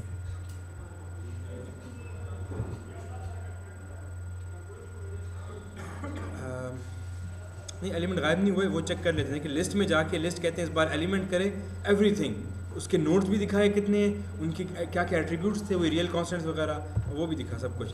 तो ये एलिमेंट, उसका मटेरियल, उसकी टाइप, सॉरी एलिमेंट नंबर, उसका मटेरियल, उसकी टाइप, उसका रियल कांस्टेंट और उसके सेक्शन कौन सा डिफाइंड है, इसका एक्सेस सिस्टम और उसके नोड नंबर्स वगैरह सब दिखा रहा है। वो देखिए पहले एलिमेंट नंबर 1 है, उसका मटेरियल 1 है, उसकी टाइप भी 1 है, उसका रियल कांस्टेंट भी 1 है, ये उसकी बाकी डिटेल्स और उसका ये क्रॉस सेक्शनल एरिया इतना बनता है, बाकी प्रॉपर्टीज़ और दूसरे इसके जो डैम्पिंग कांस्टेंट्स वगैरह जो हमने 0 डाले थे कोई भी नहीं थे इसके। इस तरह से एलिमेंट नंबर 2, उसके रियल मटेरियल नंबर 2 है, उसका रियल कांस्टेंट भी 2 है, टाइप उसकी भी वही लिंक टाइप का है 1 1 और 3 का भी यही है। इन दोनों के एरियाज जो हैं वो 0.125 हैं, इसकी 0.25। तो ये एलिमेंट्स डिफाइंड हैं, जस्ट ये स्क्रीन पे शो नहीं कर रहा हमको। वो आई थिंक हम यहाँ से प्लॉट कंट्रोल्स में, ये तो नंबरिंग का था, प्लॉट में जाके एलिमेंट्स को क्लिक करते हैं, ये उसने अब एलिमेंट दोबारा दिखा दिए हैं विद द नंबर्स। देखिए इसमें एलिमेंट टाइप 1 1 1 नहीं, हमने एलिमेंट टाइप नहीं चूज़ किया था, कुछ और किया था। नंबरिंग में एलिमेंट टाइप नंबर, हाँ ठीक है ना, सब लिंक है, all of them are link types. अगर हम यहाँ से कहें इसके रियल कांस्टेंट दिखा दे, इसको ओके कर दिया तो इसने वो दिखा दी, इसका 1 है, इसका 2 है, वो कलर कोडेड भी दिखा दिए कि जिन जिन के 1 है वो साइन कलर में है, जिन जिन के 2 है वो उसके मैजेंटा कलर में दिखा दिए उसने। सो अगर मैं कुछ और भी सेलेक्ट करूँ तो इनके 2 कलर ज़ाहिर है वो भी डिफरेंट दिखा देगा, जो चीज़ सिमिलर है वो एक ही कलर में दिखा रहा है आपको। Again it's handy. एलिमेंट्स वगैरह भी बना दिए। अब नेक्स्ट स्टेज पे हम क्या कर सकते हैं, इसी मॉडलिंग में हमारे पास इसमें हमको सपोर्ट्स और लोड अप्लाई करने हैं, इसमें सपोर्ट्स अप्लाई करने हैं, लोड्स वगैरह भी। तो सपोर्ट्स और लोड इनफैक्ट दोनों ही लोडिंग्स ही होती हैं। आप जब लोड अप्लाई करते हैं इसके दो तरह से इसके मतलब हो सकते हैं। एक तो ये कि मैं 1 टन का लोड इसके एंड पे यहाँ अप्लाई कर रहा हूँ जिसकी वजह से 5 इंच डिफॉर्मेशन होती है, या आप ऐसे कहते हैं कि मैं इसको 5 इंच डिफॉर्म करता हूँ, ज़ाहिर है उसके लिए भी 1 टन लोड चाहिए होगा। तो आप डिस्प्लेसमेंट की तरह बोलें या लोडिंग की तरह बोलें, दोनों की दोनों एक ही चीज़ है। इनफैक्ट हम ये नहीं कहते भाई इसको हमने खींच के इतना डिफॉर्म कर दिया है, असल में वो भी लोडिंग ही, वो एक ही चीज़ है, one and the same thing. तो इसमें डिस्प्लेसमेंट्स या सपोर्ट कंडीशंस जो हैं, जिस तरह हम कहते हैं कि यहाँ पे हमने इसको हिंच कर दिया तो ये भी सपोर्ट की कंडीशन है कि हमने यहाँ पे इसकी मूवमेंट को स्टॉप कर दी, तो कोई रिएक्शन आया जिसने स्टॉप किया, वो कितना है हमें नहीं पता, लेकिन डिफॉर्मेशन यहाँ पे 0 है। This is also a type of loading, एक तरह से हम कह सकते हैं। एंसिस सपोर्ट्स या बाउंड्री कंडीशंस और लोडिंग दोनों को एक ही तरह से डील करता है, और वो हम कहाँ पे देखेंगे, इसको हमें जाके इसी में प्री प्रोसेसर में हमने मैशिंग छोड़ दी, क्योंकि ऑलरेडी हमने इसको अपने अपने एलिमेंट्स में डिवाइड कर दी है। अगर हम कहते हैं भाई इसमें हर मेंबर को 6 एलिमेंट्स में डिवाइड कर दे, ये इसको मैशिंग कहते हैं। हमें ज़रूरत नहीं है इसकी, क्योंकि हमें पता है कि ये लीनियर एलिमेंट है, इसमें हर चीज़ लीनियर होती है। अगर इसमें axial load non linear distribute होता, जिस तरह बेंडिंग मूवमेंट होता है, तो हम उसको मजबूरन छोटे छोटे पार्ट्स में डिवाइड करना पड़ता। मैशिंग की हमें ज़रूरत नहीं पड़ी, और किसी चीज़ की भी हमें यहाँ पे ज़रूरत नहीं है, कोई ऐसी कॉम्प्लिकेटेड एनालिसिस नहीं कर रहे, डायरेक्ट लोडिंग का टाइम है। तो लोड्स पे हमने क्लिक किया, यहाँ से इसने हमने इंफॉर्मेशन हमारे पास है डिफाइन लोड्स की। हम एनालिसिस टाइप पे हम नहीं चाहते अभी, बहरहाल इसको इसी तरह से रखते हैं, इस पर हम इसको नहीं चाहते। डिफाइन लोड्स में जाके अब इसमें हम जाएंगे अप्लाई करेंगे। अप्लाई में हमारे पास स्ट्रक्चरली अप्लाई कर रहे हैं, कोई सरफेस पे अप्लाई नहीं कर रहे, वॉल्यूम पे, इस तरह से कोई डायनेमिक चीज़ नहीं है, इस तरह से सिर्फ स्ट्रक्चर लोडिंग है, लोडिंग भी स्ट्रक्चरल है, बाउंड्री कंडीशंस भी स्ट्रक्चरल है। अप्लाई में स्ट्रक्चरल में डिस्प्लेसमेंट से हम बाउंड्री कंडीशन अप्लाई कर देते हैं, फोर्स मूवमेंट से हम लोड अप्लाई कर देते हैं। तो ये बाउंड्री कंडीशन हम डिस्प्लेसमेंट में सेट कर देंगे, ये दो लोड्स हम लोड में सेट कर लेते हैं। पहले बाउंड्री कंडीशन में जाते हैं, डिस्प्लेसमेंट को ओपन किया, हमने कहा लाइन पे कहाँ एक्सिस कहाँ पे हमने बाउंड्री कंडीशन देनी है, they are actually on the nodes. हमने नोड्स को चूज़ किया, अब कह रहे हैं कि पिक करें किस नोड पे आपने बाउंड्री कंडीशन देनी है। हम सबसे पहले 3 को पिक कर लेते हैं, ये तो 3 को सेट करके हमने ओके किया और ये डिटेल आ गई। इसको हमने हिंज करना है, इसमें इन एक्स वाई और जेड डायरेक्शन सिंपल क्लिक करने से सिलेक्ट हो रहा है, दोबारा क्लिक करें तो ये डिसलेक्ट हो जाता है, कोई शिफ्ट वगैरह क्लिक प्रेस करने की जरूरत नहीं, डायरेक्ट सिलेक्ट हो रहे हैं। एक्स वाई जेड इन तीनों डायरेक्शन में, यू का मतलब है डिफॉर्मेशन, वी का मतलब है वेलोसिटी या रोटेशन आप कह लें। तो ये हमने ये सारी डिफॉर्मेशन एक्स वाई जेड में हमने सारी मूवमेंट्स इसकी रोक दी हैं। जेड मतलब आउट ऑफ प्लेन भी नहीं मूव कर सकता, ये 3 डायमेंशनल इशू, तो हमने वो जेड को इग्नोर भी करना है। इसको हमने यहाँ से करके इसको ओके कर दिया जी, 0। हाँ ऑफ कोर्स बिल्कुल। इसमें डिस्प्लेसमेंट वैल्यू कितनी है, इसको कांस्टेंट वैल्यू दे देते हैं, दीज और displacements are equal to 0, hinge बन गई हमारे पास। इसको हमने ओके कर दिया and here it is showing it in this format. तो ये जो ट्राइंगल है ये शो कर रही है एक्स वाई डायरेक्शन में मूवमेंट इज नॉट अलाउड। ये ट्राइंगल हमें शो कर रही है कि ये अपवर्ड डाउनवर्ड मूवमेंट अलाउड नहीं है। और यहाँ पे असल में एक प्लस का सिंबल है, प्लस नहीं है ये, असल में ये जो ट्राइंगल है ये ट्राइंगल नहीं है, ये इस तरह की एक चीज है।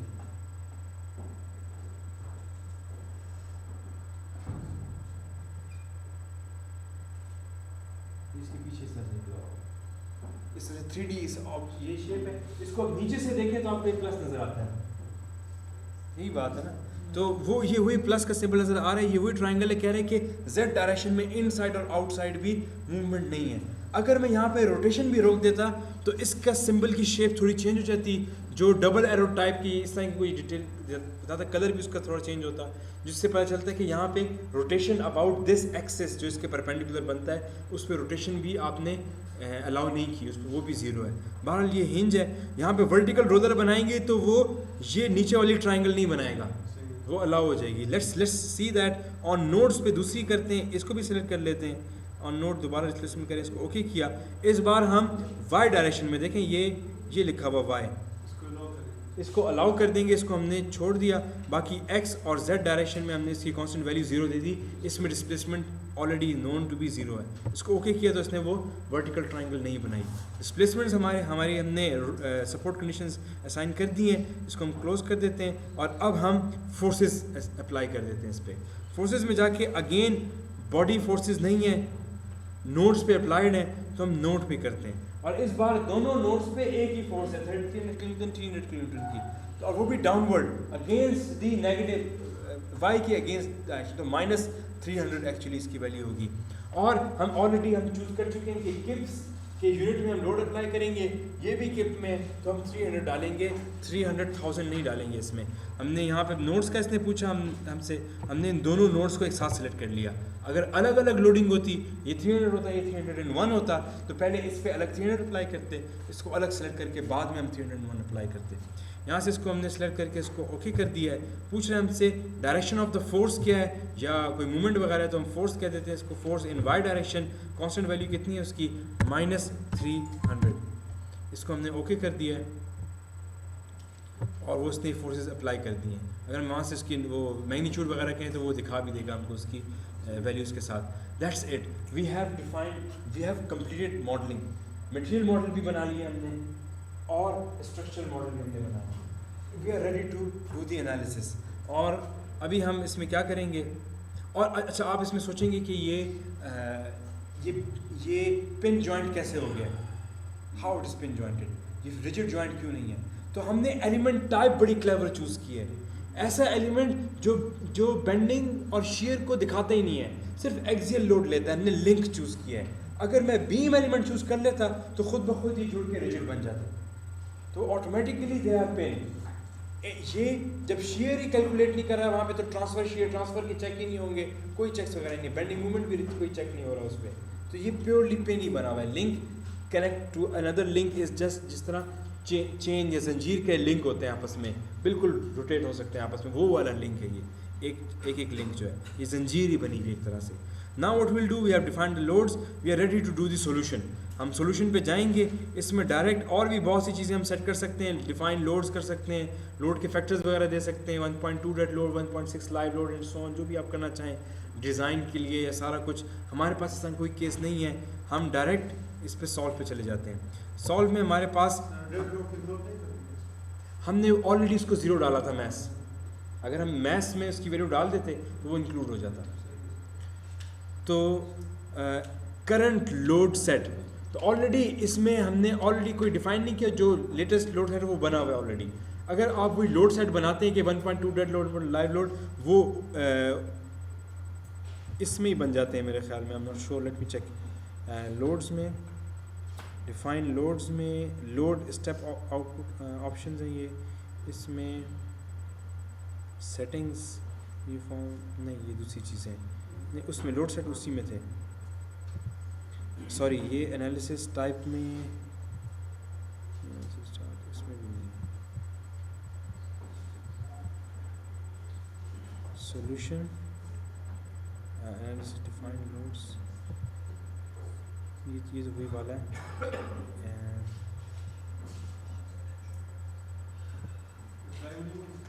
क्या चीज़? नहीं, मैं आपको असल में न्यू लोड सेट बनाने का दिखा रहा हूँ। वो न्यू लोड सेट आप कहाँ से बनाते हैं? लोड नहीं, ये लोड स्टेप है, ये इसी में था ऊपर। अच्छा, इसी सॉल्व में, sorry, from load set files, यहाँ से फाइल लोड करके यहाँ से भी, लेकिन करंट आप एक यहाँ भी बना सकते हैं। अच्छा, चलिए इसको हम बाद में देखेंगे, अभी इस पर बात नहीं करते। बहरहाल अभी जो बेसिक करंट लोड सेट है, इसमें जो अप्लाइड लोड्स हैं वो एज इट इज़ ही लिए जाएंगे, कोई फैक्टर नहीं अप्लाई होगा इस पर। इसको करंट लोड सेट को सेट किया, इसने हमको पहले ये बता दिया कि ये स्टेटस क्या है आपके एनालिसिस का। जी आपका 3 डायमेंशनल प्रॉब्लम है, इसमें डिग्री ऑफ फ्रीडम 3 ही है, रोटेशंस नहीं है क्योंकि आपने इसमें लिंक एलिमेंट्स चूज़ किए हुए, इसको खुद पता चल गया। इसमें सिमेट्रिक मैट्रिक्स बेस्ड एनालिसिस होगी, जो स्टिफनेस मेथड है, प्योर स्टिफनेस मेथड बेस्ड, वही जो हमने किया है, एग्जैक्टली वही काम होगा यहाँ पर। स्टैटिक केस होगा, स्टेडी स्टेट का, कोई डायनामिक इसमें सिचुएशन नहीं है।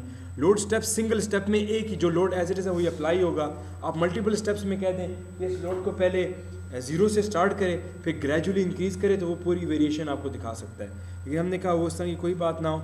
टाइम वाइज भी ये 1 सेकंड की एनालिसिस करेगा, लेकिन हम डायनामिक एनालिसिस ही नहीं कर रहे, तो बस सिर्फ 1 सेकंड के बाद आपको एनालिसिस दे देगा। प्रिंट आउट्स वगैरह के बारे में मालूमात इस तरह की कोई डिटेल नहीं है। बहरहाल अब हमसे पूछ रहा है यहाँ पर solve the current load step, तो yes we are ready to solve. इसमें हमसे पूछ रहा है कि begin solution of the current step, और रिव्यू कह रहा है कि ये हमको ये स्टेटस की इन्फॉर्मेशन है, इसको ज़रा पढ़ लें। हमने पढ़ लिया, इसमें अगर कोई मसला होता तो हमें दिखा देता, कुछ भी नहीं है। इसको हम ओके करते हैं, it takes some time and it gets solution is done, analysis हो चुकी है। इसको हम क्लोज़ कर देते हैं, इसको भी क्लोज़ कर देते हैं, और इसका सोल्यूशन अभी आ चुका है। वो कहाँ देखेंगे? वो पोस्ट प्रोसेसिंग में देखते हैं। तो वो देखने के लिए हम यहाँ से ये जनरल पोस्ट प्रोसेसर में जाएंगे। इसमें हमारे पास वैरायटी ऑफ ऑप्शंस हैं टू सी। फॉर एग्जांपल हम देख सकते हैं इसमें लोड केसेस के यहाँ पे ऑप्शन, लेकिन हम लोड केसेस नहीं देखते। हम लेट्स से प्लॉट करते हैं ज़रा रिजल्ट्स, हम इसकी डिफॉर्म शेप ज़रा प्लॉट करते हैं। तो प्लॉट रिजल्ट्स में डिफॉर्म शेप को क्लिक किया, क्या सिर्फ डिफॉर्म शेप दिखाए या डिफॉर्म शेप के साथ अनडिफॉर्म्ड को भी दिखाए या सिर्फ अनडिफॉर्म की एजेस दिखाए। हमारे पास ऑलरेडी एज स्ट्रक्चर है, कोई सॉलिड या शेल नहीं बना हुआ कि उसके अंदर कोई कलर फिल हो। तो हम ये दोनों एक ही चीज़ है असल में फिर हमारे लिए। हम डिफॉर्म्ड और अनडिफॉर्म्ड दोनों देखते हैं ज़रा इसमें। इसको ओके किया तो ये जो डॉटेड हमें नज़र आ रहा है ये अनडिफॉर्म्ड है, और उसके बाद से डिफॉर्म शेप भी दिखाई है। देखिए यहाँ पे रोलर था वर्टिकल, ये थोड़ा सा ज़्यादा नीचे मूव भी हुआ है, हल्की सी मूवमेंट नीचे भी हुई है यहाँ पर। इसको अगर एनिमेट करना चाहते हैं तो आप प्लॉट कंट्रोल्स में एनिमेट में जाके इसको आप कहते हैं डिफॉर्म शेप को, एनिमेशन इसकी दिखाए। इसमें ये हमसे सेटिंग पूछ रहे कितने फ्रेम्स पर सेकंड दिखाए, डिले कितना रखे, इसमें डिफॉर्म्ड और अनडिफॉर्म्ड दोनों दिखाए, इसको हम ओके कर देते हैं। तो ये अब कैलकुलेशन कर रहा है फ्रेम 1, फ्रेम 4, 5, 6, 7, 8, 9, 10 और ये इसकी ग्रेजुअल एनिमेशन दिखा रहा है। डिले इसमें कम कर देते हैं यहाँ से, तो ज़रा स्पीड इसकी ज़रा तेज़ हो जाएगी फॉर एग्जांपल इस तरह। तो ये एनिमेटेड हमें ये डिफॉर्मेशन, तो हम पूरे स्ट्रक्चर की वो बिहेवियर देख सकते हैं इस लोडिंग से।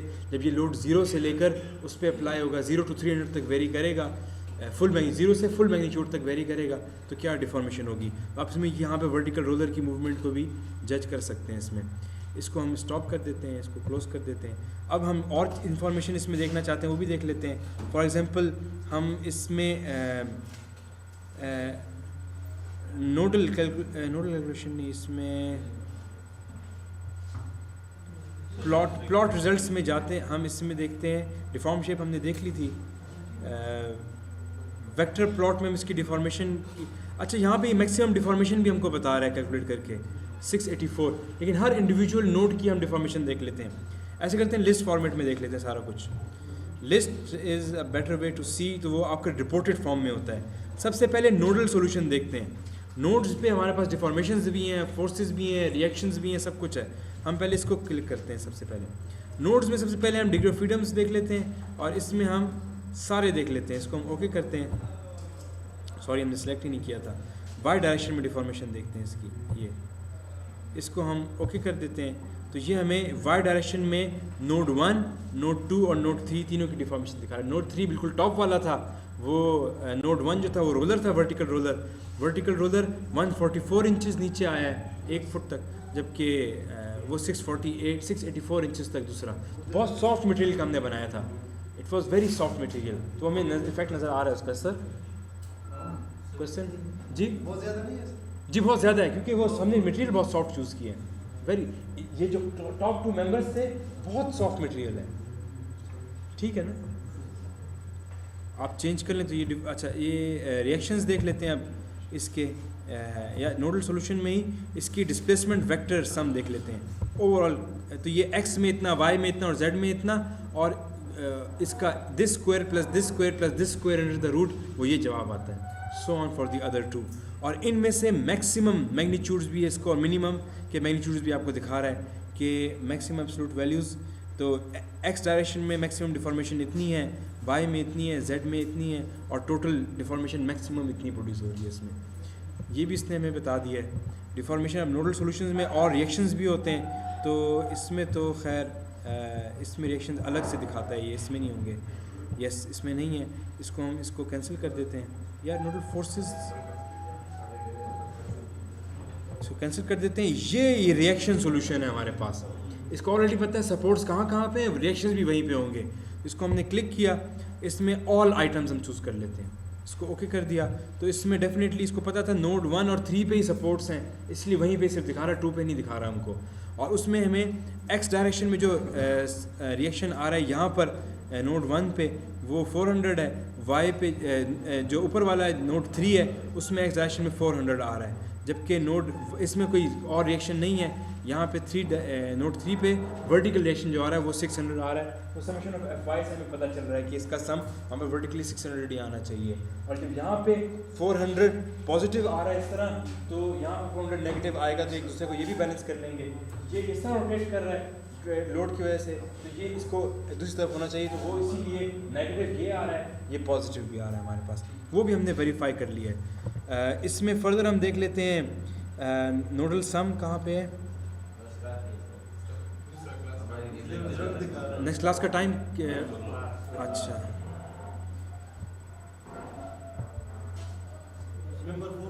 मेंबर फोर्सेस देख लेते हैं, फिर चलते हैं, ठीक है। ये रिकॉर्डिंग में भी आ जाएगा। एलिमेंट सॉल्यूशन है मेंबर फोर्सेस, जो है एलिमेंट के अंदर होती है। इसको सिलेक्ट करेंगे हम, इसके अंदर मुख्तलिफ़ किस्म की फोर्सेस हम देख सकते हैं। स्ट्रक्चरल फोर्सेस को ओपन किया, इसमें मुख्तलिफ टाइप्स हैं एंड ये कंपोनेंट वाइज है, लेकिन ऑल अवेलेबल। ये लाइन एलिमेंट रिजल्ट देख लेते हैं, ये एलिमेंट के अंदर दिखाएगा हमको। इसमें एलिमेंट रिजल्ट्स, इसको हमने ओके कर दिया।